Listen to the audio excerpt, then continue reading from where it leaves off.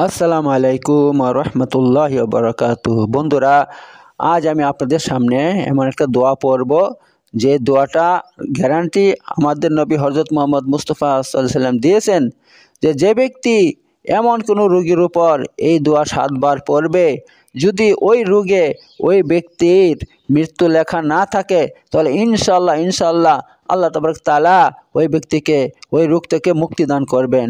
তো বন্ধু, একটা কথা বলি, রোগ সকল প্রকার রোগ আকাশ থেকে অবতীর্ণ হয়। হাদিসের মধ্যে এসেছে, আল্লাহ নবী সাল্লাল্লাহু আলাইহি ওয়াসাল্লাম বলছেন, রোগ আকাশ থেকে নাজিল হয়, পৃথিবীর মধ্যে নাজিল হয়। তোমরা কি করো? তোমরা তোমাদের খাবারের পাত্রগুলোকে, বর্তনগুলোকে ঢেকে রাখো, কারণ আকাশ থেকে নাজিল হওয়ার পর সেগুলো কি করে, যেই পাত্র খোলা থাকে তাতে ঢুকে পড়ে। আর সেই সমস্ত খাবার যদি কেউ খায়, অথবা এমন পানি যেগুলো খোলা আছে সেগুলো যদি কেউ খায় তো রোগগ্রস্ত হয়ে যায়। এই জন্য হাদিসে স্পষ্ট করে বলা হয়েছে যে তোমরা তোমাদের খাবারের পাত্রগুলো ঢেকে রেখো। কারণ কি? কারণ একটাই, যে আকাশ থেকে রোগ নাজিল হয় আল্লাহর হুকুমে। আল্লাহ হুকুম দেন, হে রোগ বালা মুসিবত তোমরা দুনিয়াতে যাও, এবং তারা দুনিয়াতে নেমে আসে। আসার পর কি করে, তারা যে সমস্ত পাত্রগুলো খোলা থাকে সেই পাত্রে ঢুকে পড়ে, খাবারের পাত্র হোক, পানির পাত্র হোক, যে কোনো পাত্র হোক। এই জন্য আল্লাহ নবী সাল্লাম হুকুম দিয়েছেন যে তোমরা কি করো, সমস্ত পাত্রগুলো ঢেকে রাখো, যার মধ্যে খাবার দাবার রয়েছে, পানি রয়েছে। ঠিক আছে বন্ধুরা? তো এখন তো স্পষ্ট হয়ে গেছে যে রোগ আল্লাহর হুকুমে নাজিল হয় আকাশ থেকে। এটা এমন কঠিন কঠিন রোগ মানুষের হয়, যে রোগ কোনো মতে ভালো হইতে চায় না। কারণ ডাক্তার দেখে দেখে ক্লান্ত হয়ে গেছে মানুষ, অসংখ্য ডাক্তার দেখেছে, অনেক ওষুধ খেয়েছে, খেয়েও ভালো হচ্ছে না। বন্ধুরা, যদি এমন হয় তাহলে ইনশাল্লাহ এই দোয়াটা পড়বেন।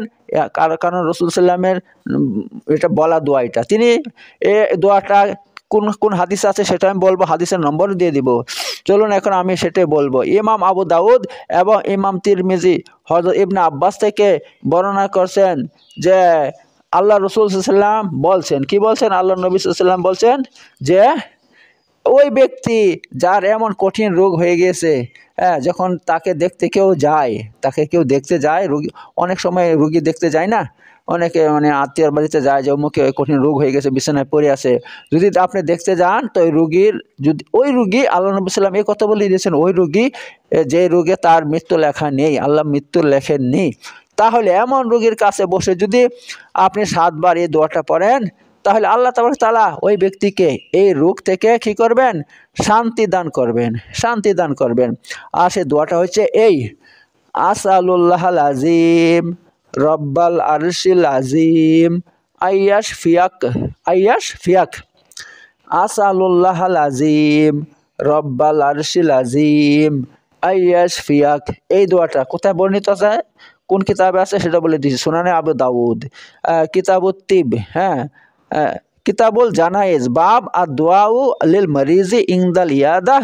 আর হাদিস নম্বর হচ্ছে 3104। এবং এই হাদিসটা অন্য কিতাবে, যার নাম হচ্ছে জামে তিরমিজি, আবু তিব, রাসূল সাল্লাম থেকে বর্ণিত, বাব মায়াকুলু ইনদা ইয়াদাতুল মরিজ। আর হাদিস নম্বর হচ্ছে 2165। তো দেখতে পাচ্ছেন, আমি কিন্তু আপনাদেরকে বন্ধুরা সব বলে দিলাম, হাদিসটা কোন কিতাব আছে, কত পৃষ্ঠা আছে, কত নম্বর হাদিস, আমি সব কিছু বলে দিয়েছি। কারণ আমি বেদাতে দোয়া দরুদ কখনো বলি না, বলবো না। আমি আপনাদের সামনে কোরআন এবং সহিহ হাদিস থেকে আল্লাহ তাআলা এবং তার রাসূলের বর্ণিত উপকারী দোয়া সমূহ আমি আপনাদেরকে বলে থাকি সবসময়। এর জন্য এই ধরনের ভিডিও পেতে হলে অবশ্যই আমার ইউটিউব চ্যানেলকে সাবস্ক্রাইব করে রাখুন বন্ধুরা। তাহলে এরকম নতুন নতুন ভালো ভালো ভিডিও আপনারা প্রতিদিন পেতে পারবেন। আর আপনারা বেশি বেশি করে আমার এই চ্যানেলের ভিডিও দেখবেন, বেশি বেশি করে। ওকে বন্ধুরা, তাহলে আমি এখানে রাখছি। ইনশাল্লাহ আবার দ্বিতীয় ভিডিওতে আপনাদের সঙ্গে আলোচনা করব।